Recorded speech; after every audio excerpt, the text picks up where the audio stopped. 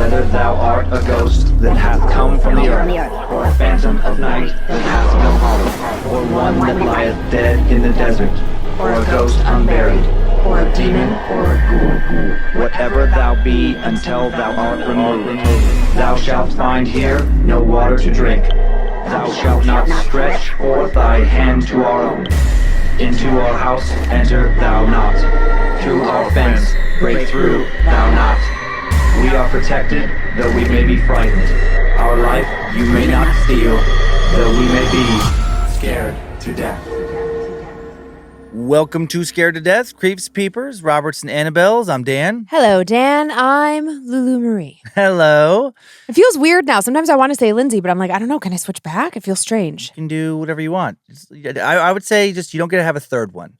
It's too confusing. Too confusing. Well, I think since both my name is Lynze and my nickname is Lulu / Lulu Marie. Yeah. These feel authentic. So totally. But if all of a sudden, like next week, you're like, I'm Michelle now, I'd be like, nope. I'm not going to refer to you as anything else. I think that's fair. So you have a live Scared to Death show announcement, and then we're into our stories. Yes. And please stay tuned mid-show for a Giving Tree 2025 announcement. But for now, the annual live show that we do every Halloween season is happening Thursday, October 23rd at 6 p.m. Pacific time, 9 p.m. Eastern time. This is the 5th time we're doing this. Super fun. Logan is coming back. We're going to be doing it right here from the Bad Magic Studios. Please join us. We've decided on our costumes, but I'm not going to tell you what it is. Yep. And you can get those tickets at moment.co/scared to death or pop on over to badmagicproductions.com and we can link you out from there. Super fun. I'm excited to put together a little mini nightmare feel for it. I am pumped. Okay, so from those emailed into my story at scaredtodeathpodcast.com, what stories will you be sharing with us tonight, Lulu Marie? Well, today I have 3 tales. Now, the fan who submitted my first tale referred to it as the ceiling offering. And honestly, I feel like that's just enough to give you the creeps. Ceiling offering. Then in my second tale, we are headed off to Chile to hear about a creepy encounter when some Mormon missionaries tried to help a woman pledge her life to Jesus. Okay. And then my third and final tale, we visit our old friend, the Hat Man. Oh. But this time, he's brought some of his friends as well. All right. Haven't heard a Hat Man story in a little while. Yeah. My first of 2 stories is it has some really insane moments. What if you brought some type of demonic presence home from a vacation? It ended up possessing your neighbor, and then your demonically possessed neighbor savagely attacked you. Oh my gosh, that's quite the turn of events. Yeah, we're going to head to Ireland for that one, and there's a lot more to it. And then we'll take a quick trip to Australia and hear about the supposedly haunted and deadly body of water known as the Devil's Pool. Oh. So what spoopy socks do you have this week to get cozy and relaxed with? Well, this week, since we are in our first show of October, I thought I would pick a pair that freaks me out. We all know I'm afraid of aliens. And these kind of cute little alien socks say, "Take me to your dealer." And then they have these little special leaves on them, if you know what I mean. That's a pretty good twist. I haven't seen that one yet. I'm like, that's just been sitting there the whole time waiting for somebody to grab it. Yeah, no, it's cute. There's aliens in his spaceship smoking the devil's lettuce. All right, here we go. In bonus episode 55 this past April, I shared some abridged versions of some allegedly true stories of demonic possession and exorcisms from a book called The Dark Sacrament, True Stories of Modern-Day Demon Possession and Exorcism, written by David Keeley and Christina McKenna. And the following account I'm going to share today is from that book as well, and it gets especially intense in moments. I don't often give an additional trigger warning since we have one up top, but I also don't often share tales that involve sexual assault like this one does. So now that you've been warned, here we go. Time now for the tale of bringing evil home. Up until his retirement, Malachi Gant lived by all accounts a perfectly normal life. He spent 4 decades building up a hardware business that ultimately branched out to locations in 3 different Irish towns. And then in 1995, he sold his stores and retired with enough money to fulfill his lifelong dream of traveling the world for 2 straight years. His wife, Blenny, was over the moon. Neither one of them had ever traveled much. They were always too busy working, and now they were eager to go on the adventure of a lifetime. They went to the States to visit Malachi's younger brother in Boston. After a full month in the city, Malachi and Blenny then rented an RV, started driving cross-country all the way to San Francisco, stopping in 16 different states along the way. They spent months exploring California and then Arizona before heading further south to Mexico and then on down to South America. A year later, they were in Florida, where they booked a cruise that would take them all the way to Egypt. They set sail in October of 1996, arrived in Alexandria, where they then began to make their way down the Nile to Luxor. They paid for a private guide, were escorted down the Avenue of Sphinxes, which connected to Karnak Temple for a luxurious 4-course dinner. And halfway through this dinner, the festivities were interrupted by a terrifying scream. Malachi recalled, quote, "It was like a wounded animal, not human at all, and it frightened the life out of everybody, because everybody stopped eating at once. You could have heard a pin drop, as they say." However, one man sitting at the end of one of the tables seemed oblivious to what had just happened. He didn't react to the sound at all. He just sat there, staring off into space, and then moments later he stood up abruptly, letting his chair fall back and crash down onto the floor. Malachi recognized at that moment that it recognized him. His name was Walter Ehrlich. It had a friendly conversation on the cruise ship where Walter had revealed that he had been to Egypt before with his wife who had died in 1978. And now Walter slowly and dramatically approached the Gans table. The other guests stared on in confusion. "Where did you say you were from?" Walter asked. Malachi couldn't help but notice that the man's eyes were shifty and felt aggressive. "Ireland?" Malachi replied. "Catholic, right?" Walter raised his voice to ask, and then he sneered as he added, "All you Irish are Catholics, that's right?" Walter then pointed directly at Malachi and lowered himself to look him in the eyes. Malachi saw that his face had changed, his features had transformed into something, quote, "thoroughly freakish, a mash of utter malevolence." The lips were pulled back in a terrible grimace, and the eyes, they were no longer the eyes of a human, but hooded, like those of a cold-blooded creature predating mankind. Malachi recalled, "God Almighty, I'll never forget that face. Blenny saw it too, and she was very upset." Blenny grabbed Malachi's wrist, urging her husband to get up, but Malachi was frozen to his seat. And then as quickly as Walter's face had transformed, it was back to normal. Walter straightened up and stepped back. "Fuck you!" he suddenly shouted at Malachi before looking at the other diners. "Fuck you all! We fuck you all, and to hell with the lot of you. There's no God here. Your God is dead." Walter then emitted a, quote, "loud squeal," before running towards the pillars at one side of the temple where he vanished off into the night. Everyone sat there for a moment in appalled silence. It was an unbelievably strange and uncomfortable scene. The maitre d' shook his head and muttered, "Alcohol, to drink too much, not good." "I don't think so," one of the guests interjected. "No, I don't think it's alcohol. There are demons at work here." Malachi asked this man if he was joking. He recognized this guest as well. Blenny had spoken with his wife on the cruise ship and learned that he was a retired pastor.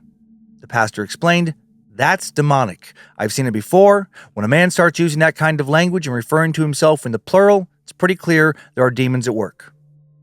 The dinner eventually resumed. Guests went back to their conversations, more or less, after obviously gossiping about what had just happened, but the underlying tension never fully departed. The music started again, the staff continued serving the meal, but Malachi could hardly focus on his food. He wanted to learn more from the pastor, but the man seemed reluctant to discuss demons over dinner, muttering something about leaving well enough alone. The next morning, Malachi and Blenny found Walter Ehrlich at the poolside. He was pale, he seemed nervous. He was already drinking despite the early hour, and he ignored everyone who came near him. And then they never saw him again. Their tour guide later said Walter ended his cruise early, took a flight back to Atlanta. Malachi and Blenny put this odd experience behind them, continued with their travels. They visited 4 continents and more countries than most people see in their lifetime. And finally, they returned to Ireland in 1998. And Malachi had no idea that he had brought something back with him in addition to bundles of souvenirs. Something that he had never bought, never wanted, and something that will nearly destroy him. He will experience years of demonic oppression, and ultimately come to view that strange moment over dinner in Egypt as the beginning of his troubles. Malachi will often ask himself, "What if I hadn't gone on that cruise?" And he'll remark, "It was as if that face followed me all the way home. I've never been the same since." While Blenny knew something was going on with her husband, he kept the more frightening aspects of the oppression to himself for as long as he could. He didn't want to upset his wife. Malachi was hesitant to share his story with David M. Keeley and Christina McKenna, authors of The Dark Sacrament. His story will largely center on his neighbor, Charlie Sharon, a widower 30 years younger than him. Charlie lived down the road with his teenage daughters in their sleepy little town in Northwest Ireland. Malachi had known the Sharons most all his life. He went to school with Charlie's father, and he'd watched Charlie and his siblings grow up and leave home. Charlie was the oldest, and he chose to stay. Charlie rebuilt the home he'd inherited, doubling its square footage. He was a regular at Malachi's hardware store, and after he retired, Malachi would sometimes loan his power tools to Charlie. Charlie had also become good friends with Malachi's son-in-law, but eventually things between them fell apart. Before that happened, overall, Malachi thought Charlie was a good kid, but he never forgot how Charlie bullied his own kids when they were young, often throwing stones at them. What stuck out most in his memory was Charlie's terrible temper, which lasted well into adulthood. Malachi recalled, "He'd lose it completely. I remember one time I was helping him mix some cement for the floor of a conservatory he was building. Something went wrong with the mixer, I don't know what, but the cement was coming out all lumpy. Now, anyone else would have switched the thing off and had a look at it. Not Charlie. He starts kicking the thing and cursing. The language was terrible, very obscene. He ended up destroying the mixer, so he had to pay for it in the end. That's the sort he is. He just goes into a blind rage and doesn't know what he's doing anymore. I pity the daughters, always have." Regarding Charlie's daughters, their welfare, Malachi added, "I don't know what was going on there. It could be anything. He'd talk about things in front of the girls that wouldn't be nice amongst adults. He'd always have language that wasn't good, or yarns and dirty stories, always of a sexual nature. Given what he did to me, I would say that it wasn't only physical abuse the children suffered at his hands. He could be terrible obscene. I don't know how many times I saw him even going to the toilet in front of his daughters. I'd be in his back garden in the summer, like maybe he'd have a barbecue. He wasn't all bad, you know. But he'd be after drinking, I don't know how many cans of lager, and he'd be wanting to go to the toilet, so in front of the girls he'd open his pants and let it go against the hedge or something. It was a strange thing to do, but Charlie saw no harm in it. Or maybe he did know it was wrong and did it out of devilment. He was like that. The children were very afraid of him. They were always very quiet, never a peep out of them." Charlie and Malachi's tentative friendship came to a very abrupt and startling end in June of 2001. Everyone in Malachi's inner circle will come to know about the incident, but no one has talked to him about it in many years now, not even Blenny. According to Malachi, we never discuss it. As far as she's concerned, it's over and done with. That's how she likes to keep it. Charlie Sharon was unwilling to speak to the authors about this event. Here's what supposedly happened. Charlie came over to Malachi's house late one evening that summer, about 10 p.m. He was returning a hedge trimmer Malachi had loaned him. As they were walking back from the shed, Malachi suggested they have a glass of whiskey, and Charlie agreed. As recounted by Malachi, "But no sooner had we made ourselves comfortable in the parlor than he started, complaining about everybody and anybody. So he was, the children, his in-laws. But that's the way he was, always finding fault. I think he must have had a run-in with everybody he met that day. Maybe the weather had gotten to him. It was a very hot day, and I remember he was still in his shorts when he came round with the trimmer. He carried so much hatred in him. Or maybe it was bitterness, I don't know. He was forever running people down, and he had such a vicious temper." Malachi hoped the alcohol would calm Charlie down. He poured another glass of whiskey for them to finish off the bottle, and then when he turned to get the water jug, something happened that took him straight back to that night in Egypt. Malachi heard a demonic, ear-splitting scream, exactly what he had heard in Luxor. But this time it was Charlie Sharon, squealing like a stuck pig. Malachi froze, and then before he could react, he felt a blow to the back of his head. Malachi instantly lost consciousness. When he woke up, he was on his front lawn. He only later concluded that Charlie had struck him with the whiskey bottle and then dragged him outside, where Charlie proceeded to kick him, inflicting injuries that would leave Malachi in the hospital for days. Malachi could only lay there and scream during the brutal assault. He was vaguely aware of his wife running outside, of their neighbors, Jim and Margaret, running over from their house. All three attempted to pull Charlie off of him, but he was too strong. Blenny, Margaret, and Jim were all flung across the grass. Malachi continued his recollection of the horrific attack, saying, "Charlie pulled the clothes off me. I couldn't believe what was happening. It was like it was happening to somebody else.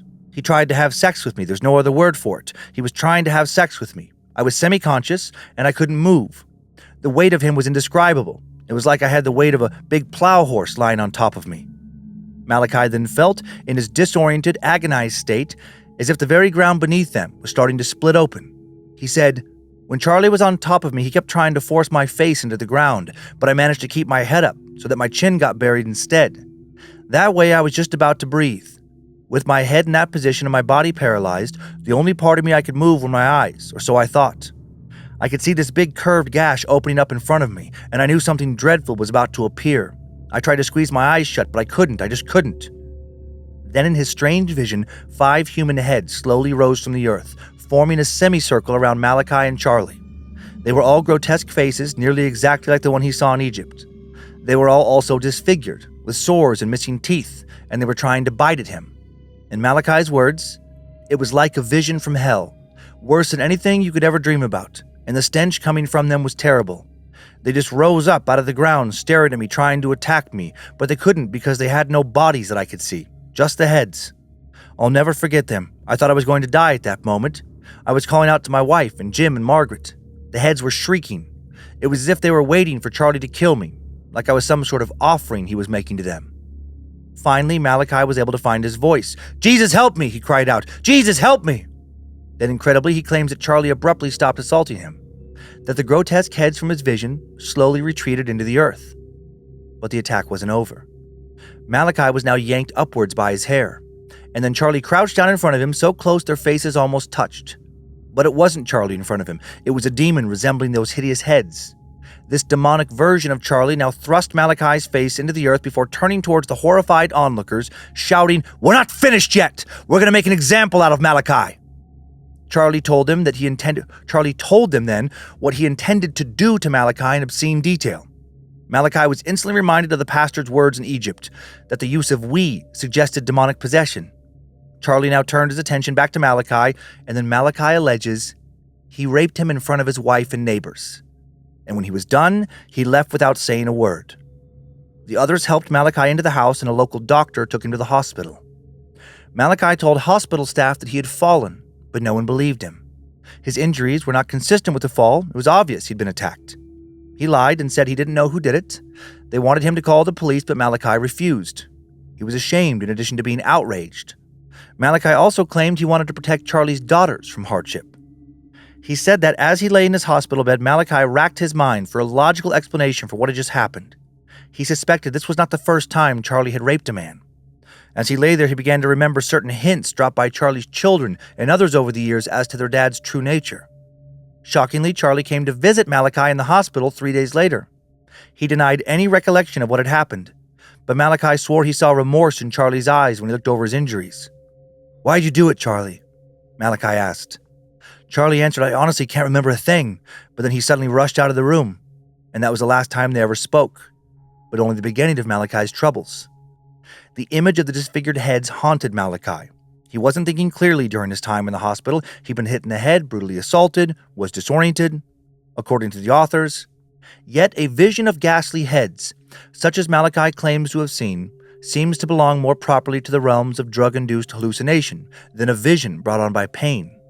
Not even the horrors reported by those experiencing delirium tremors come close to this description. It has more in common with the terrible visions recounted by the saints and mystics of antiquity.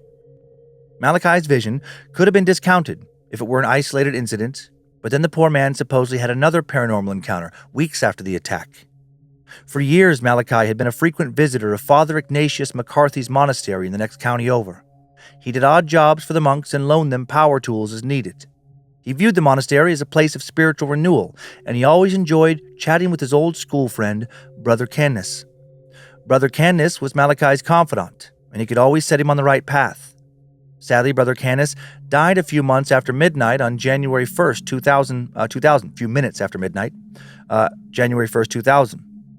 Malachi was glad that his friend got to at least experience a small piece of the new millennium, saying, quote, "He was fascinated by the idea. It meant more to him than most of us.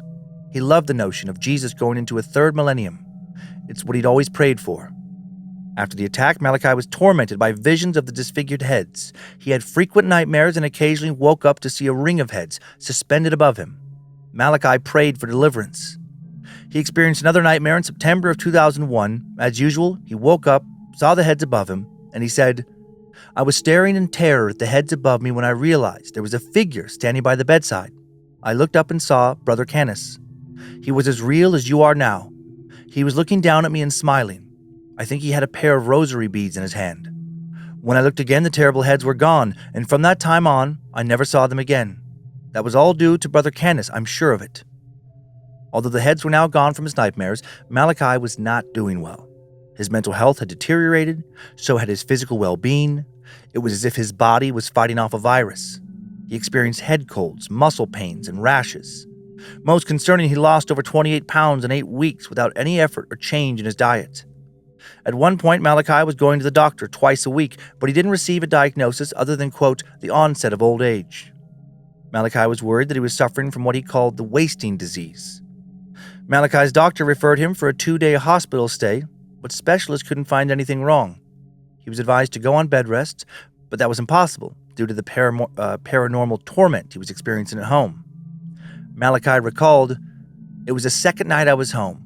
I was sleeping on my own because of my illness, and I wakened to see something happening to the picture of the Sacred Heart which hung on the wall. It was suspended in the air at the foot of the bed. And as I was lying there trying to figure out if I was seeing things, these 2 hands appeared on either side of the picture and turned it back to front. God, it had a terrible effect on me." What frightened him so badly was the image of Christ turning away from him. Malachi felt like that was a very intentional message. Malachi began to pray more often, but that didn't seem to help. Although he didn't always see something, he felt like there was always an oppressive presence following him around. "I'd see nothing," he said, "but I'd always feel an evil presence in the room, near my feet and my shoulders. I'd get stone cold in my feet and legs, so cold I couldn't move. I'd wake up and feel it coming into the room. Sometimes I'd feel it on my chest, this terrible weight. One night it was so bad I screamed." Sometimes Blenny also experienced strange, troubling phenomena. One night, Blenny awoke to find her husband in distress. She couldn't figure out why, as there was nothing in the room. Malachi cried out. The weight lifted. He didn't want to frighten Blenny, so he just told her it was a nightmare. But Blenny was not convinced because she had smelled a burning odor in the room. It smelled like a campfire. And she would smell it again on many other nights. Malachi also often smelled the smell of a campfire in the middle of the night. He said, "I'd wake up to the terrible smell, and I knew it was the thing again. I knew it was standing beside our bed, and I'd just lie there terrified. I felt that if I turned on the light, I might see it, and I just couldn't face that." Malachi thought he could endure the attacks if they only happened at night, but soon he was tormented during the day as well. The presence had begun to follow him through the house day and night. He knew it was coming when he felt his body temperature drop. He would shiver and turn blue. In order to cope, Malachi prayed to Brother Canis and asked for help. He believed his friend's spirit was watching over him, but still he felt haunted, tormented. The dark presence became a part of his daily life, and it extended beyond his home. One day, Malachi was driving and looked in his rearview mirror. He felt the presence in the back seat so strongly he almost wrecked his car. He then stopped driving, unless it was absolutely necessary. Malachi's daughter and son-in-law would now go with him wherever he had to go if he had to go on a long journey. His new fear of driving also meant he couldn't visit the monastery nearly as often as he wanted to. He sensed this thing was trying to come between him and his faith, especially when what followed was a time when Malachi couldn't pray or read his missal. When he held the book in his hands, he felt the urge to rip it into pieces. Eventually, Malachi couldn't read anything, religious or not. Whenever he tried to go to Mass, he became agitated and confused. When he was able to go, he felt a physical force pushing against him, trying to get him out of the church. Malachi had suspicions there was a demonic influence over him, but he was still trying to convince himself he could face it alone. He considered the possibility that it was psychological as well. Perhaps it was all in his head and he was suffering from mental illness. Malachi decided to go back to his general practitioner for some advice. He'd been seeing the same doctor for years, and the man knew Malachi's medical history well. Malachi told his doctor everything, and the physician believed him immediately because he knew Malachi was not the type to lie. And the doctor told him, "It's not a doctor you need, Malachi. It's a priest." Now Malachi decided he would go to the monastery in County Sligo for answers. He had an appointment with Father Ignatius, but he didn't see the priest that day. Paranormal forces tried to stop him from seeking help. Malachi explained, "When I approached the door, there was a pressure like a wind. Only it wasn't a wind, it was something like it, trying to stop me from entering. It was like walking against a very strong gale. It was like what I used to experience going through the church gates on Sunday, but worse, much worse. Something did not want me to see that priest." Eventually, Malachi was able to talk to the priest, though. After sharing his story, Father Ignatius immediately concluded that Charlie Sharon, the man who had assaulted him, was demonically possessed, and might still be possessed. Unfortunately, Charlie would not get the exorcism Father Ignatius believed he so badly needed. Father Ignatius explained to the authors, "Charlie needs an exorcism, but he must want it himself. It has to be his decision, and he's not ready to make that decision. Father Ignatius believed Malachi would still be able to heal his spiritual problems without the exorcism, though, saying, "He has come through this ordeal a stronger and wiser man. That is the compensation for enduring great evil. It forces us to learn great lessons. Malachi's faith was always strong, but since this dreadful episode, he's had to draw on the power of God more and more. That's the victory." One anonymous acquaintance expressed their opinion that Malachi should go to the police. He had hospital records to prove he was attacked. The friend expressed their opinion that more people were in danger, that Charlie had likely done this before, would do it again, but as far as we know, Malachi has not gone to the authorities. The authors asked Malachi why he continued to live near the man who caused him so much suffering, and Malachi said, "I could never leave this house. My grandfather built it. It was his home and he was very proud of it. I'd be letting him down if I left. Charlie Sharon has taken a lot from me, but he's not going to drive me out of here." Malachi asked Father Ignatius for an exorcism for himself, but the priest refused, explaining that Malachi was not the one possessed. The priest did give him a medal, though, depicting the image of St. Benedict with an exorcism prayer on it. Malachi resolved that he was going to continue praying, despite the paranormal forces still trying to stop him. He told the authors, "I still have the presence in my room at night. I'll wake up to find the awful stench, the burning smell. I still get the pressing weight on me, but it's not so often now, thank God. Sometimes when I go to the monastery, I'll be attacked that very night. Father Ignatius always asks me the same question. He asks if I can forgive Charlie, and I'm always honest with him. I say, 'Father, there are times when I can, and other times when I could kill him and be done with it all.' Father Ignatius says those times when I feel the most hatred against Charlie Sharon are when Satan's in his element. He loves to see us in despair, to give up hope and live tormented. That's his goal, you see, to wear us down so that suicide becomes an option. And the more I'm able to look at things in that way, the more I'm able to forgive Charlie and feel better. I know he wasn't in his right mind when he did that to me. That's the only way I'm ever going to have any peace. So I pray now for the strength to forgive, and I also pray for his children." And that, unfortunately, is where the story ends, leaving us with more questions than answers. How could Malachi have known that living out his dream of traveling the world could have resulted in living out his retirement in spiritual torment? Is the strange experience in Egypt truly related to the horrific assault at the hands of Charlie Sharon? Or are they two separate occurrences caused by evil forces attracted to a deeply spiritual man like Malachi Gant? And is he still being tormented today? Poor Malachi. No shit. That's the worst fucking scenario. I know. We've never heard anything like that here. No, that's insane. Mm-hmm. I mean, insane in the sense that, like, it's just so awful. Oh my God. And like in front of neighbors, in front of, like, God. What the fuck? So, Yeah. I mean, it's always demoralizing. Yeah. But, like, just next level when no one can, when people are there and they still can't help you. Yeah. Yeah. That It was awful.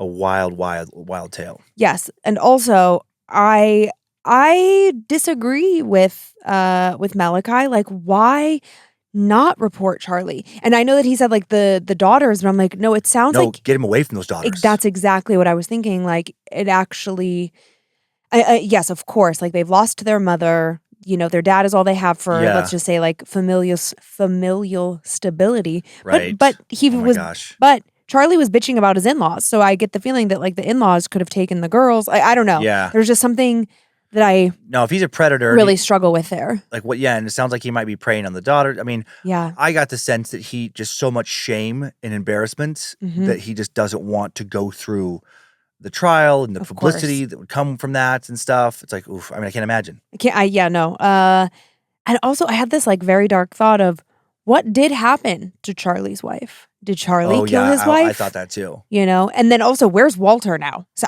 I want to find Walter, Mm-hmm. the guy from that The kind of cruise. kicked it off. Yeah, I'm yeah. like, where are you? Uh-huh. And Were yeah, you just, like, distraught? Were you know, and having some strange out of body experience? Were you also possessed? Like, how did your wife pass away? I have a lot of questions for Walter. I know. Yeah, there are so many questions with this. Like, yeah, does the Egypt experience literally have anything to do with Charlie?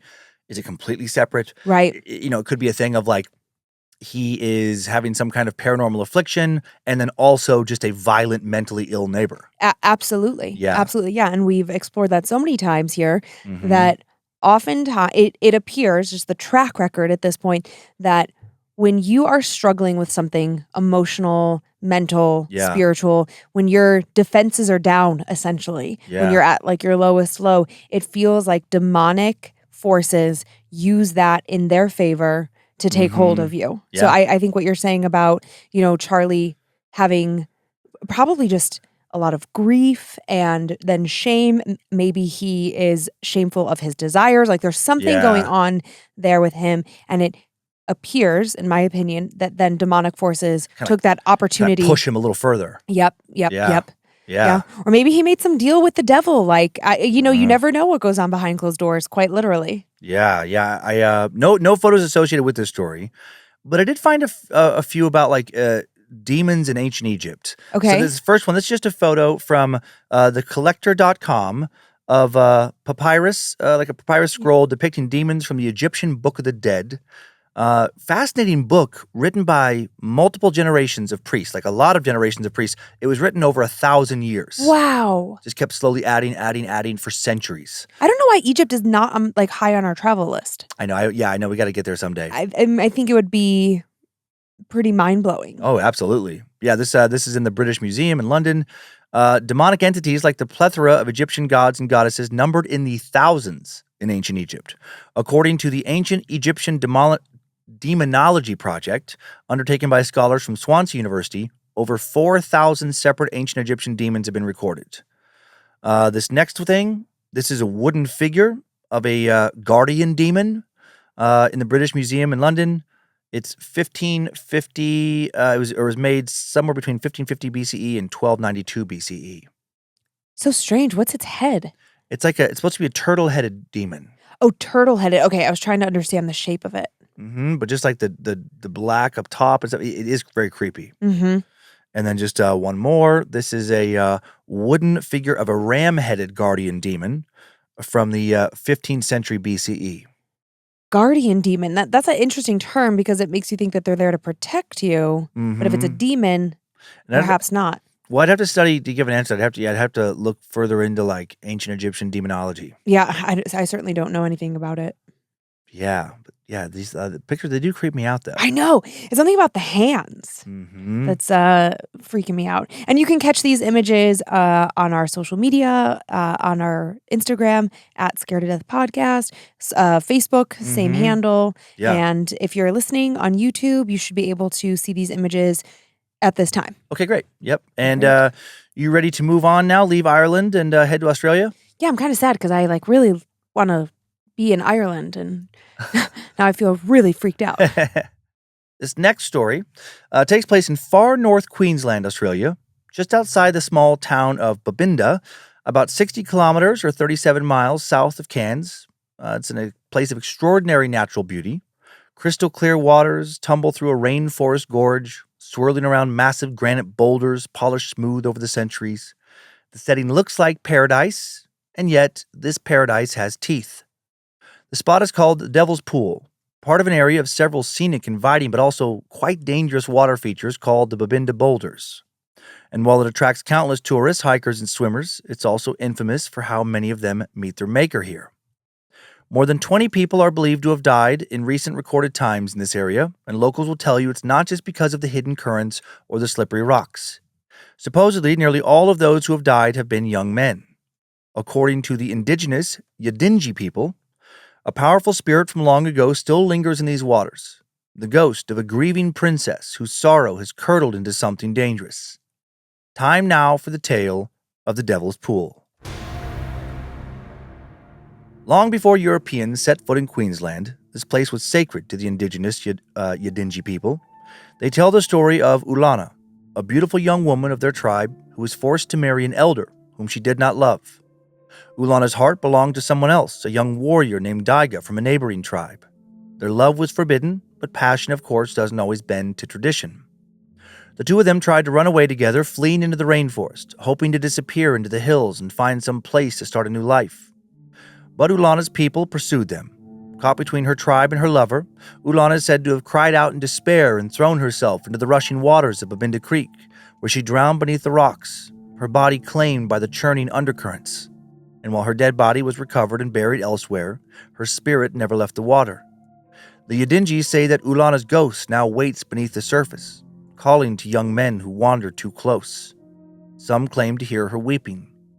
Others describe a beautiful woman's voice whispering their name, luring them into the most dangerous areas of water against their better judgments. And when they do enter, whether they slip or jump or feel compelled, the creek then pulls them under. The spirit of Ulana, it said, drags them down to join her in eternal grief. Now, of course, skeptics chalk all this up to nothing more than natural forces. Babinda Creek is deceptively dangerous. Over thousands of years, water rushing through this narrow granite gorge has carved out hidden chutes, tunnels, and airless chambers beneath the boulders. From the surface, it can look like a very calm pool. Step in, though, and you may suddenly be caught by an undercurrent that whips you down into a rock chute, one you cannot see until you're inside it, and now you can't escape from it. Since records began, the 20 to 30 people who have drowned here, most of them young men, have of course only added to this legend. They've been pulled under, their bodies then not recovered for days in most cases. And rescuers have reported something eerie on many of these occasions, the strange unsettling way that many of these victims vanished. One second they were just standing in chest-deep water, and the next, just gone, yanked under the surface with terrifying speed and power. Multiple signs around the pool warn visitors with warnings such as, "This creek has claimed many lives, don't be next." And yet people still enter, whether out of arrogance, ignorance, or depending on who you ask, because Ulana herself is transfixed and beckoned them. The following encounter claim comes from an Australian traveler named Ryan, who swears he barely survived his own brush with Ulana. Whether you believe him or not, I'll of course let you decide. Ryan says that the following happened back in 2017. He says he was backpacking along the coast with some friends, and when they reached Babinda, they decided to stop at the Devil's Pool. He admits he, of course, had saw the warning signs, but the water looked too perfect to resist getting in.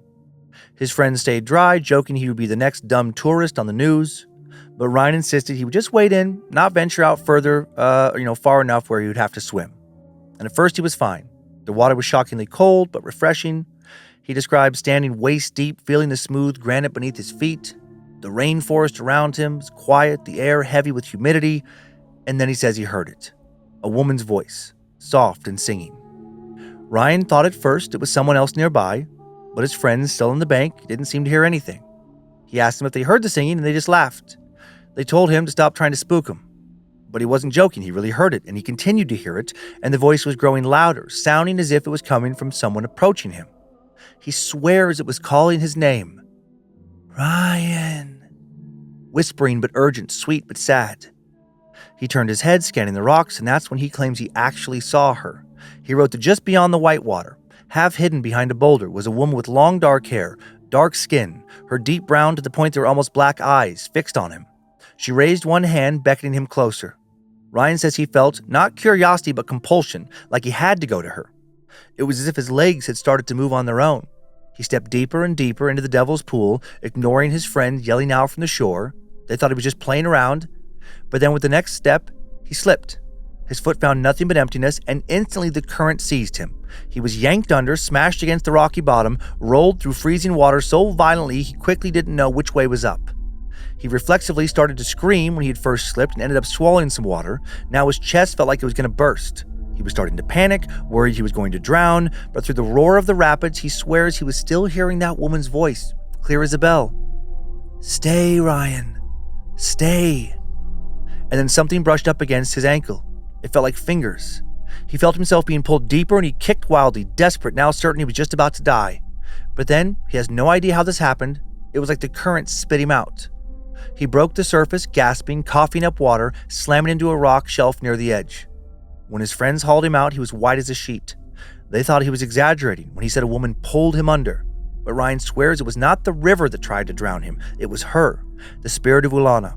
And the only reason he thinks she's alive today is because for some reason, she let him go. To this day, Ryan still thinks about this experience often. How could he not? So much so that he can still hear her voice sometimes late at night when he's alone. A whisper in the dark, calling his name. He doesn't know if it's just a memory, or if because of what happened, he's now connected to her somehow. The Devil's Pool remains one of Australia's most beautiful and most dangerous natural wonders. Was Ryan just one more tourist who underestimated its hidden currents?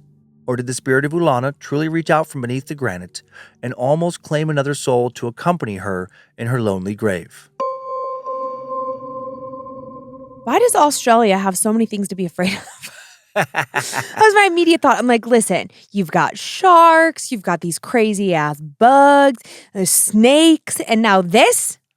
I know. It seems like there's a lot of places in Australia that are just a mix of like, oh my God, that's so beautiful. And also, holy shit, that's so dangerous. I know. When we were at summer camp, one of the counselors there, staff members, Dex, she is from Australia. And it was so great. I was like, so let's talk about the bugs. She's like, yeah, no, they're fucking crazy. Which is usually not what people tell you. They're normally like, oh, it's not that big of a deal. And I was like, thank you for your honesty, Dex. But she said where she lived in Adelaide, I believe. Uh-huh. She said that is like the best city in Australia for like the least amount of creepy bugs and creatures. Yeah, it was something about like its climate. That's right. Yeah. Mhm. Yeah, I know. Because Yeah. the year in 23 when we were there, and Tom was with us, another Australian. Yeah. He was like, you'll be fine. Yeah, I'm like, yeah. I don't know, Tom. I don't believe you. I have some photos just so you can see this area. This is a photo of the Devil's Pool. I love the directness of the signs that they had. Oh, yeah. Of like, because my opinion is that usually when you have things like this, it's like, warning. No, I like it. It's just like, you will die. Yeah. Like, thank you. There are signs. I could have put a whole bunch of pictures. I have one at the end. Yeah. But there is so much signage around this area, and it is very aggressive. And I'll show you one. But there are stuff like, what was one? It said something about like, there's not rescue missions. There are only recovery missions. Ugh, gosh. Like you're gonna die if you get sucked under. Well, and I had never heard of this. It was like a rock shoot or something. Yeah. Is it it's like a creek? I've been to a thing like this. Well, here's one. I'll show you this next picture. Maybe it'll like help you. Yeah. This is more the Babinda Boulders Nature Reserve. So it's like it is beautiful. very beautiful. It's like Doesn't look real. Oh yeah, it's like a rainforest climate here. Like it is an actual rainforest, and this creek coming down through this granite. It's carved, and so it's like natural like water park slides. Yeah. Almost like I've been in a place like this called in Oak Creek, Arizona, near Sedona, Arizona. Oh, cool. Where you can slide, like the creek like forms a natural slide, but there's pockets where it goes deeper that you can't tell from the surface. And the way the water pushes around, it creates all these weird undercurrents. Like there's one area of this one that's called, I think it's called the washer. Or the tumbler. But it's like they say it's like a washing machine where you get looped under, and you won't necessarily get looped back to the surface. It'll just keep you in a spiral beneath the water. But what's crazy is some of these from the surface look totally calm. Yeah. Don't tell your mom about this. This is her worst nightmare. It's her nightmare. No, but this picture, if you like, it doesn't even feel real. It's like reminds me of like oh my God, what do you call those? Like hot springs. It has totally. like, you know, Yeah. and it sort of feels a little Yellowstone-esque, you know? Like obviously you wouldn't go into like the sulfur pools, but that's kind of how it looks. Just so pretty. And then here's one sign, and this it just says straight up. I don't know. I couldn't figure out when this was put up, but it just says the top 21 people have died in this area. And it said deaths at the Devil's Pool and the Chute since 1965. And it is interesting. Male 17, male 20, male 23, male 31, male 23, male 22, male 25, female 44, and then back to male 21, male 32, unknown age male, male 23. Female 18, another male 37, and a female 19. So like outside of what, 3, all of them are male, and most of them very young. And then it says there were a further 6 deaths recorded before 1965. And then, it just says it's patrolled by various officers. Yeah. Yeah, I mean, okay, so this could be like 2 things, I think. From the paranormal angle, yes, absolutely. The spirit is haunting the area, and men that she just perceives that she needs, she takes. Yeah. Then my other thought on I think I know what you're going to say, but I think on a non-paranormal level is I think that like men are, you know, a little bit more brazen, just kind of like, but not me, you know, especially the younger guys, you know, your 17-year-old, your 20-year-olds. I wouldn't expect that so much out of a 37-year-old, but also like, you know, I think traditionally we think of men as more like adrenaline junkies. And for these 3 women, the 2, like the 18 and 19, I'm like, okay, maybe it was like a dare. And my immediate thought about female 44 is I wondered if she had some sort of terminal illness and just wanted to like take things into her own hands. Yeah, maybe. Which I don't even know why I thought that. It just like came in my brain. Or I wonder if like a pet fell in or something and she went in after it. A child. Well, yeah, they might not have children. Yeah, but I know. Yeah. I was thinking that too. Yeah, the natural explanation is like, I did that kind of stuff when I was a teenager, jumping off roofs into like 3 feet of water, Oh, God. jumping off bridges and stuff into like, small river, Sure. as did a bunch of guys with me. And then, that's like, that is very like, it's like, peacocking in a sense, or like some kind Totally. of like, mating ritual almost of like, I'm tough, I'm brave. Yeah. Look what I can do. Yeah. So I'm not surprised either in that sense. Wow. Okay. Australia, I want to visit you. Sometimes I think I want to live with you. And then I hear stories like this and I think, I'll go to New Zealand instead. No, we just avoid those places. You just don't get into dangerous places. Oh, no, I don't know. But if all the beautiful places are dangerous, They're not. You don't know that? All right. Well, I'm taking us to some really fun places this week as well. I love that of our 5 stories this week, only one of them's in the U.S. Yes. And you have an announcement before we get into your stories. Yes, I do. So while you get your Layla ready, I will talk about this year's Giving Tree. Mm-hmm. Okay, so as you guys know, we do this Giving Tree for our Bad Magic community every we begin it kind of in the fall, and obviously it's for the holiday season. And this is so crazy. This is the 7th year that we're doing this. That's wild. Yeah, pretty wild. I had to go back and confirm that. I was like, oh yeah. For me personally, it's a project that is so near and dear to my heart, having been on both the recipient side and now on the giving side. So it just means so much to me and Dan, of course, that we are able to do this. So here's the details. Please listen closely, and this will be in the episode description, and you'll be able to find all this information at badmagicproductions.com as well. If you are looking for some support this holiday season, this is for you. We evaluated the system of years past and gathered all of your feedback about how stressful it was, and we don't need to make this any harder than it is. So what we're going to do this year is we're going to use a random name generator. So anybody who is seeking out some assistance, you are going to email only your first and last name. That's it, just your first and last name. Think about like putting your name in a hat, if you will, to givingtree2025 at badmagicproductions.com. That's your first and last name only, nothing else. Don't need to know how many kids, ages, nothing. Just your first and last name. Email to givingtree2025 at badmagicproductions.com. That window of time, you can submit your name from the time you hear this episode on October 7th through October 20th. And then on October 27th, everyone will be notified of those whose names were picked. We're going to try to notify the non-picked names. It just depends on how many recipients there are, so it does get a little convoluted, and again, we've changed the system this year. And then for those of you who do not need assistance but happen to have a few extra bucks in your pocket that you're willing to donate, we are taking Amazon gift cards again this year. It is the easiest way to navigate this entire system. So you can just go to Amazon.com, purchase a digital gift card, and then when prompted of who the recipient is, please enter the email address givingtree2025 at badmagicproductions.com. And just a reminder that $5, $10, it all really helps. And Dan and I, so we'll take the Patreon donation. That will be the base layer of how much money we can give. And then for the additional donations, every dollar that our fans donate on top of the Patreon amounts that they send in Amazon gift cards, Dan and I are pooling our resources and we will match it up to $13,000. So last year, the fans sent in an additional $17,000. We threw $13,000 on top of that, plus the Patreon money, and it goes really far. Again, all this information is at badmagicproductions.com. Mm-hmm. Good job. Yeah, I know it's a lot of info, but we want to make sure people understand what's happening and have the opportunity to receive help. And help if they can help. Yeah, absolutely. Okay. Back to the spoops. Who's your Layla this week? I got a blue Layla. Blue Layla. All right. Well, let's go. Hello, Dan and Lynze. Hello. This is your number 1 fan from Nigeria. Oh, that's awesome. I've spread the gospel of Scared to Death podcast to all my friends, and I was so excited when my friend's story was featured in one of your fans' tales a few years back. Now today, I'm here with mine. I've always been drawn to the supernatural. I don't know if it's because I'm a Scorpio, which same friend, or a straight-ass weirdo.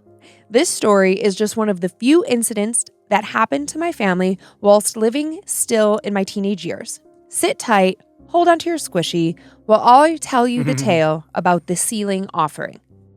My parents said our new house was a blessing, a 6-bedroom duplex with a wide compound and a mango tree out back. How could we say no?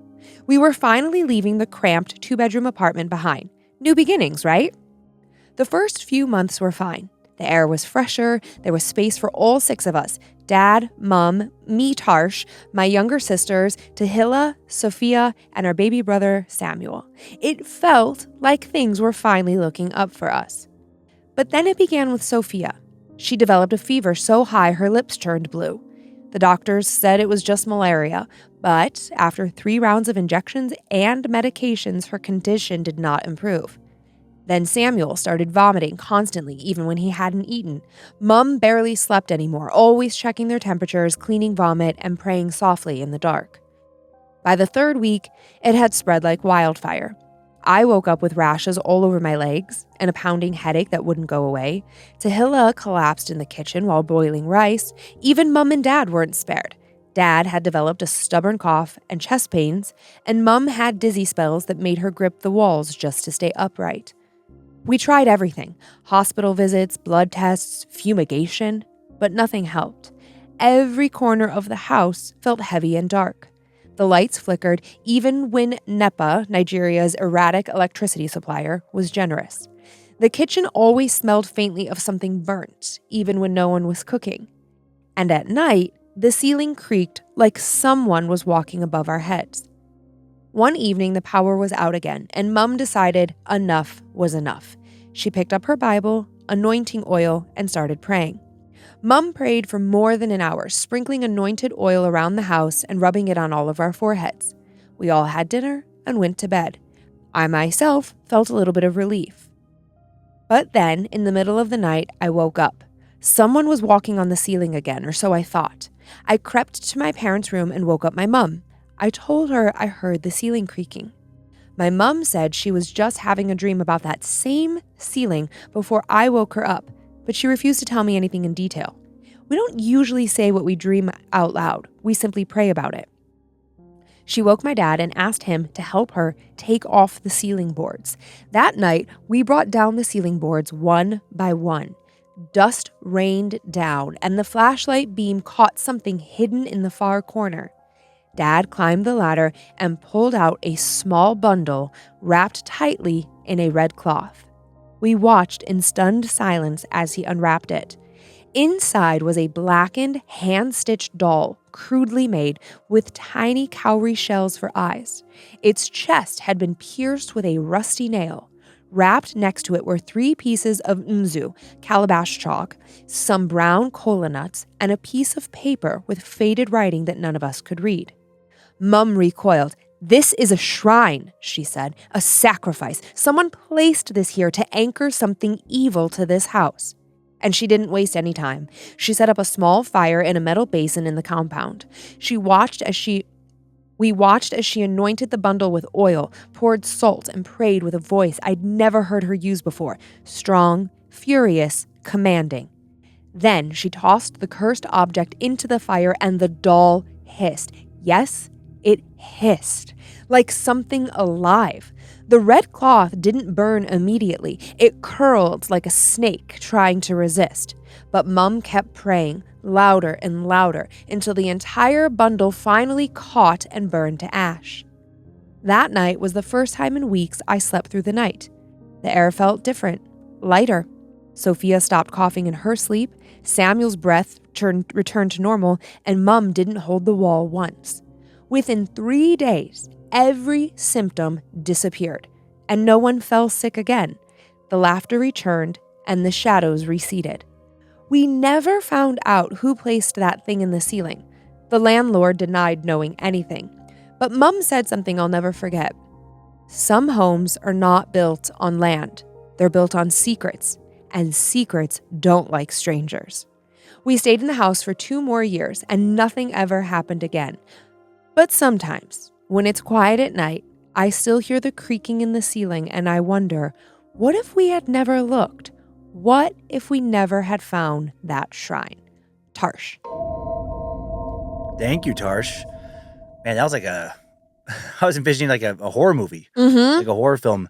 Just like having everybody in the family, like all 6 of them, come, suddenly feel like ill or like fever and Vomiting, and dizzy spells. collapsing, a rash, like trouble sleeping, all these things. And then mom had a dream that there was something in the ceiling, perhaps. Yeah, that it sounds like Tarsh was having a dream, and then like this like creaking sound. So it feels like, in my opinion, is that in their dreams there was like a message coming through, like check the ceiling, check the ceiling. And then they find that doll wrapped up in that cloth, and that's one of those things where I think if you were even the most dedicated skeptic, you're like a stone cold atheist. Everything is science. Nothing is unexplainable. It's just things we haven't explained through science yet. This situation happens, you at least go, maybe what? You question. You have like you waver a little bit. I would think so. Yeah, because it's not like a ghost that maybe appears for a second and flickers out, and then you can tell yourself, nah, okay, maybe I didn't see that. Or even if a few people see it, you're like, well, maybe we got ourselves worked up and we all saw the same shadow. But if everybody's sick, that's of this earth. You're like, nope, I know everybody was sick. And then with a doll found in that space, you're like, well, we definitely, I'm looking at it right now. Yeah. This doll is definitely real. Yeah. And then when you burn the doll and you get rid of it with the oils and everything, and then it's gone, and then everybody's better, that's very, very hard to rationalize away. Yeah, that'd be quite convenient. Yeah. Like I literally don't know how you rationalize that away. Yeah. That's a great story. I thought so too. And Tarsh, I like that name. I've never heard that name before. Yeah, very cool. All right, well, you ready for another story in Chile? Yeah, let's go. Hi, Dan and Lynze. Hello. I've been a longtime fan of Dan's comedy since his early days, and I've followed you both from Time Suck to Scared to Death. Thank you. Also, a huge fan of those sweet, sweet dinosaur bones. Do you want to sing the song? Dinosaur bones. Where can we see them? It's a stupid Time Suck thing, you guys. I've debated for a long time whether or not to send in my story, but I finally had the courage to do it. Back in the day, I served as a Mormon mission, the Church of Jesus Christ of Latter-day Saints. And say what you will about the church, I have my own views myself, but at this time, I was there to preach love and the message of Jesus Christ. And that's what I believed in my heart. I was called to serve in Antofagasta, Chile, located in the Atacama Desert, the driest desert in the world. Wow. I only saw it rain there once for about 10 minutes, and it nearly caused a natural disaster. I had several supernatural experiences during my time there, but this one definitely takes the cake. Time now for the tale of the demon saint. One day, I went on an exchange where missionaries temporarily switched companions, so I could spend some time with some missionaries assigned to the office. The office missionaries split their time between proselytizing and administrative tasks like handling money and transportation. I was having a great time hanging out in their cushy apartment, hot water, no rats, the works. When I got a call from my regular companion asking me to come back, he didn't give me much detail, just said it would be a good idea, and the others agreed, so I reluctantly returned to my old sector. When I arrived, I was met by my companion and some elders who immediately began rushing to tell me about what had happened. I brushed them off at first. Still a little bitter, they pulled me away from the good apartment. But as I got closer to our place with them, something felt off. "What'd you guys do today?" I asked. They looked different. A heavy, dark presence settled over me. They began to tell me the story, but then I told them to stop. "Let's leave this outside," I said. "Whatever it is, don't bring it into the house." They agreed, but as we entered, we passed one of the Latino elders who was sweeping the steps. We'd been speaking English, and he didn't know any, but he looked up and asked in Spanish, "Where were you guys today?" He held out his arm, covered in goosebumps. Something wasn't right, and the other Latino elders agreed. My companion, Jay, and another missionary, Bo, were teaching a woman who was nearly ready to be baptized, but something was holding her back. Jay decided to do a baptismal interview in a public park. While they sat in view of Bo, Jay talked to her one-on-one. At first, everything seemed normal. She believed in Jesus Christ and had done everything she needed to do, but something kept her from moving forward. Eventually, after a lot of coaxing, she broke down. She admitted that for years she had worshipped what she called a demon saint. She made sacrifices to him, and in return he helped her, granting favors or removing people from her life. She was terrified that she had damned herself forever. She even hesitated to say his name out loud for fear he would hurt her. As she explained the rituals she performed to the demon saint, Jay said all the stray dogs in the park began to bark and howl. And then she whispered, "He's here." And at that moment, lightning cracked across the sky. Jay said he immediately felt a crushing, oppressive presence. He ended the interview shaken. Back at the apartment, after finishing the story, we all knew something wasn't quite right. We felt like whatever this thing was had followed them home. They asked me to lead them in prayer since I'd been in the mission the longest. As we all joined in a circle, I began to pray out loud for the spirit to leave our house. But I wasn't just praying, I was angry. Furious, actually. I felt this wave of rage building inside me that didn't feel like my own. And at the same time, I could feel the anger of whatever was with us. When I finished, everyone was looking at me, clearly shaken. Jay stared off into space for the most of the evening, barely speaking. Everyone else was jumpy. Eventually, I suggested we all sleep in the same room together. We dragged our mattresses to a shared space, said another prayer, and then sang hymns until we drifted off. The next day, Jay and I went back to work in our sector, but it felt like we were walking through a fog. Jay and I were lightheaded all day. We stopped on the street and said another prayer. And whatever was with us, it left, just like that. A couple of weeks later, Jay and Bo helped the woman be baptized. She agreed to get rid of all of the objects tied to the demon saint, idols, prayer scrolls, and so on. They sealed everything in a glass bottle and took it to the ocean. As they walked to the beach, they noticed something strange. Every time they passed under a street light, it would go out. Once they passed, the light would flicker back on. Every single time. At the water's edge, they said a prayer and threw the bottle into the sea. After that, the woman was never bothered again, and neither were we. Later, Jay admitted that the night he kept zoning out after I had led us in prayer, he was seeing shadows move in the corners of the room. I don't know what that demon's name was. I don't know if the bottle in the ocean idea is doctrinal or not, but I know I never want to feel that presence again.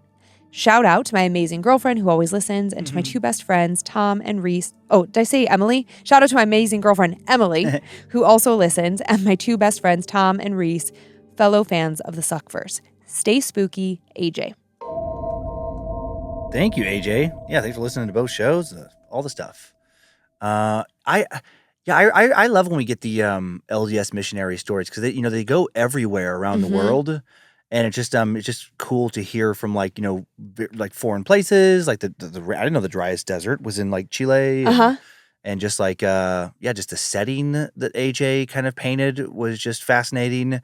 And demon saint, I know that there was like a syncretic thing in a lot of like Latin American countries where they've taken like old, actually some gods from Africa, depends on where they are, old like indigenous gods, in South America, and then like mix them with like Catholic saints and everything. There's like a huge history there. So I wonder where that like demon saint comes from. Oh, yeah. Because they will pray to like essentially pagan figures that they've kind of like hidden under like, Catholic saints kind of, I don't know. It's all kind of blended.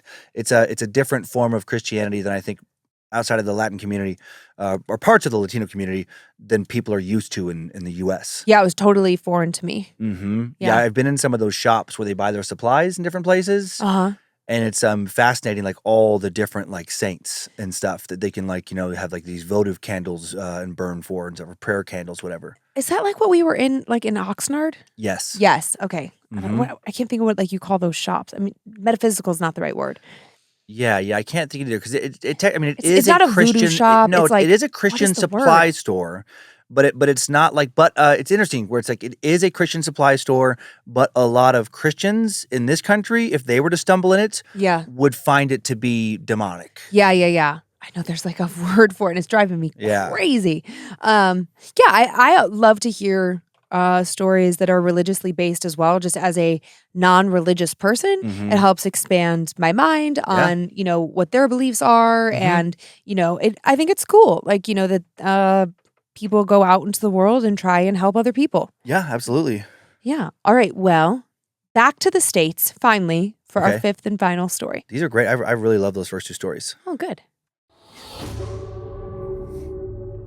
Dear mystical maven and empress of the ethereal, my wife and main creeper has been telling me to write in for years, so here I am finally doing this.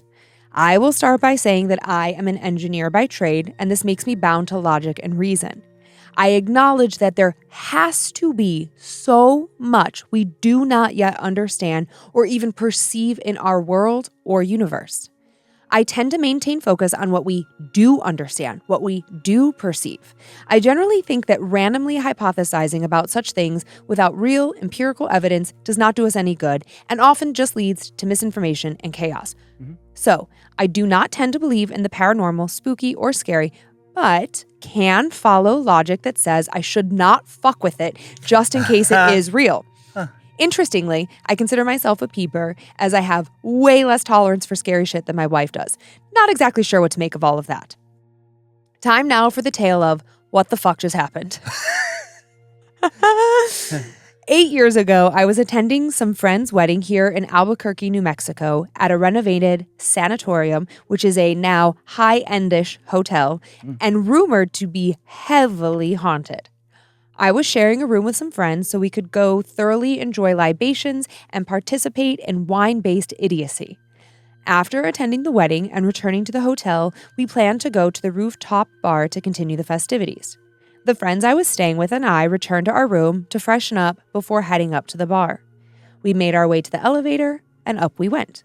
As the elevator doors slowly opened to the bar, something felt wrong. The space was dark, even for a bar, and especially for a bar that is partially outdoors with only a partially set sun. I thought, must be the alcohol. Oh well, let's drink some more. I set off walking to the bar to get a drink. It was then that I realized there were only men sitting at the bar, but not just the standard I'm drinking trying to pick up someone kind of dudes. There were 7 men, all in black, each wearing a black top hat with their backs to me. One by one, each man slowly turned around to look directly at me with dark eyes. With each successive look, the air grew noticeably heavier and more oppressive. This continued until there was only one man left with his back still to me. He was seated at the center of the other 6 men. This man did not turn his head in the same slow, rhythmic cadence as the others, though. After a pregnant pause, his whole body jerked around suddenly and unnaturally. His face was illuminated by a dark crimson red light that was emanating from his eyes. I did the only thing that was appropriate. I yelled. With that yell, I woke myself up. I was somehow back in the hotel room with my friends, lying on top of the covers of one of the beds, fully dressed, with my friends staring at me with bewildered expressions. I was so confused. I asked them how we got back to the room, and I received 3 puzzled looks. TJ, what are you talking about? My friends asked. The men in the bar, didn't you see them? I replied. TJ, you literally lied down on the bed a second ago. We have not gone up to the bar yet. Apparently, I had lied down momentarily while I waited for someone to finish in the bathroom. So you guys didn't see the men with the dark eyes or the man with the red eyes? No, TJ. Are you sure you're feeling good enough to go up to the bar? Of course I am. I'm just tired. And then we proceeded to go up to the rooftop bar as planned and enjoyed a night of libations and immature humor that only people in their 20s can truly appreciate. I have never ever been so scared of something in my life, of something that was apparently only in my mind, but also felt as real as anything I've ever experienced. Love, Peeper TJ. Yeah, that's a strange one where it's like, Isn't it though? I mean, it could just be a dream, like you slip into a dream really quick, but that is so weird where it's like, how many, I mean, okay, TJ, this happened in his 20s. It sounds like it was a while back now. Let's say he's, just for even numbers, let's say he's 40 years old. Okay.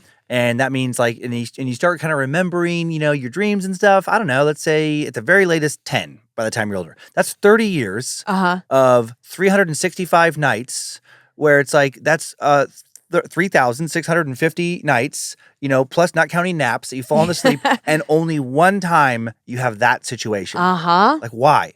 Why that one time in a hotel that's supposed to be haunted? That's You what know? got me. And it's like, what a very oddly specific setup. 7 guys dressed in black top hats. 6 of them have black eyes. Yeah, One of them has what? Red eyes. that's right. That's just, at the very least, that is just fucking weird. That's a weird dream. Yeah. And I do like, I don't always include when people are like, I'm a skeptic. It's like, I would say about 80% of the stories that get set in, the first 3 lines are, I'm a skeptic, I don't believe in anything, but then this happened. And we all kind of know that. So I generally just eliminate it because it's like, I've heard feedback that's like, we don't need to hear that again. Sure. But in this instance, it felt very much applicable to the story where this person, he's an engineer. And I mean, he's funny, his approach to it as well. He's like, not just that I'm a skeptic, but like, I also believe that like whatever we don't know, it just shouldn't be fucked with. So he's this like even keel person, not somebody who is staying at a haunted, I share that to say, he's not staying at the haunted hotel looking for an experience. He didn't kind of like manifest this or like be hoping for it. It just happened. And he sounds like he's still very skeptical. He just had this one thing where it's like, what the hell? Yeah. And sometimes that's all it takes. Yeah. Yeah. That was great. That was really, really good variety. Oh, good. I'm glad you enjoyed it. Yeah. Happy Spoopy Month, y'all. Yeah, that's a good kickoff for October, I think. I think so too. And thanks again. I haven't said it here for a while, and maybe I don't say that, but yeah, thanks for the feedback on Nightmare Fuel, especially again like the Samael's arc that just concluded. Yeah, it was really, really nice encouragement. So I appreciate it. It's I notice it. Yeah. Yeah. Thank you. And thanks for the the feedback on this show too. Thanks for continuing to give us reviews. I saw a batch of them recently. Thanks for heeding the call that like, hey, can you give us more reviews? And people did, and they were really good. And it's like, yeah, we truly appreciate that. Yeah, and it does just a reminder, like it does really help. It keeps us relevant in the charts, and that's how. If I'm looking for, it's so rare that I'm looking for something to listen to, but I'm like, okay. And if a show is in the top 100, that's beyond that. It's not to say that they're not great shows. There's so many excellent shows, but I just kind of peter out from it's just harder to searching. Find them. Yeah. So thank you for all you guys do to keep the show going. And with that, thanks, would you like to do? Yeah, go first. Go ahead. Okay. I'd like to thank the following Annabelles for supporting our show here. We appreciate you so much. Amanda Lavador, Tiffy Diane, HJKM. That stands for something. As does MEA. Could be Mia. Could be acronym. Thank you to Sam Brown, Anton Getter, Casey Twitchell, Michelle McGuire, Fernando Mendoza, and Modi. Cute. All right. I would like to thank the following Annabelles as well for continuing to help us keep this ship going. Steve, Summer Ingersoll, Archie Smothers, John Hutchinson, Madison Taylor. Madison, how mad are you about the way your parents spelled your name that you can never find any like of those cheesy keychains with your name on it? That was always my frustration. Chantel Wynn, Hysterier, Denise Sepe, Megan Lavoie, and Carrie Currens.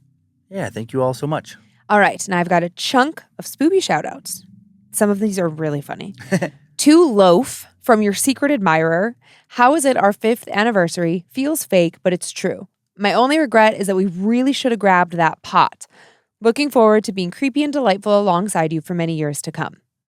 To Edgar from Poe. Happy birthday. I hope it's everything you could hope for wherever you are. You deserve the best, you hillbilly weirdo. To Rachel and Sam from Mom Wendy. Happy anniversary. I love you both.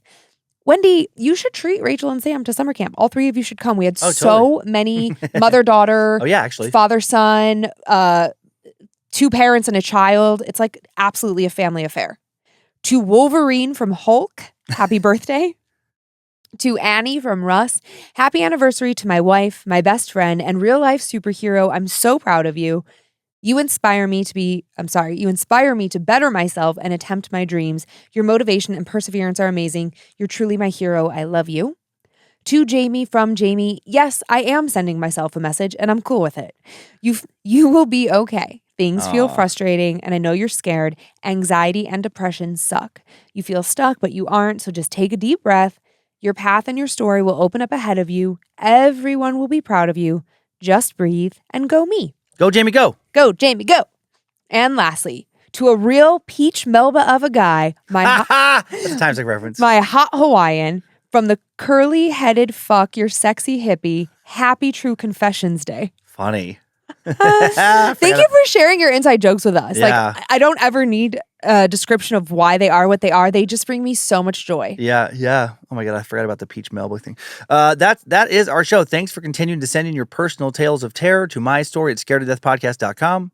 You can email us for everything else, info@scaredtodeathpodcast.com. Thank you to Logan Keith scoring today's show. Thanks to Heather Rylander organizing the My Story emails. Thanks to book editor Drew Atana polishing and preparing listener stories for book number 7. Thank you to Olivia Lee finding the first story I shared this week. I was able to find the second. We are on Facebook and Instagram where we post pics that accompany episodes and more at Scared to Death Podcast. And we have a private Facebook group called Creeps and Peepers, moderated by the All-Seeing Eyes. Such a great online community full of just good people and horror lovers. Yeah. Enjoy your nightmares, Creeps and Peepers. Hope you were scared to death. Bye. If spirits threaten me in this place, fight water by water and fire by fire. Banish their souls into nothingness and remove their powers until the last trace. Let these evil beings flee through time and space. Evil may pass through, but hath no home here within, scared to death.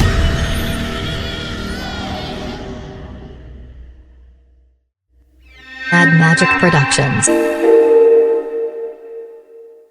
You will die. Yeah. Oh, Thank you.